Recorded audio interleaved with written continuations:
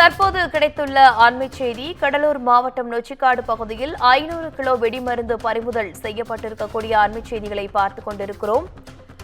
புகாரை அடுத்து நடத்தப்பட்ட சோதனையில் 500 கிலோ வெடிபொருட்கள் போலீசார் பறிமுதல் செய்து விசாரணை மேற்கொண்டு வருகின்றனர். கூடுதல் விவரங்களோடு இணைகிறார் செய்தியாளர் விவேக். வணக்கம் விவேக், விவரங்கள் என்ன?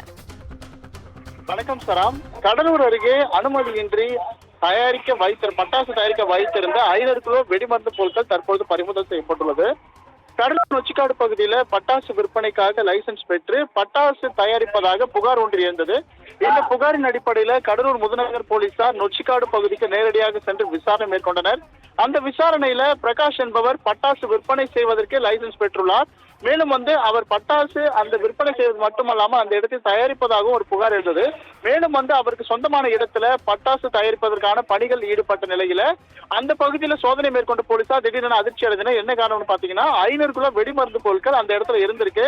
மேலும் அந்த கொண்டு வரப்பட்ட அந்த வெடிபொருட்கள் எங்கிருந்து கொண்டு வரப்பட்டது, அதனை கொண்டு வந்தது யார் என்பது குறித்து தற்பொழுது போலீசார் விசாரணை மேற்கொண்டு வருகின்றனர். மேலும் அந்த இடத்துல பட்டாசு தயாரிக்கும் பணியில் ஈடுபட்ட தொழிலாளர்கள் கூட அங்கிருந்து அப்புறப்படுத்தப்பட்டதாகவும் கூறிய நிலையில அதன் உரிமையாளர் குறித்தும் போலீசார் விசாரணை மேற்கொண்டு வருகின்றனர்.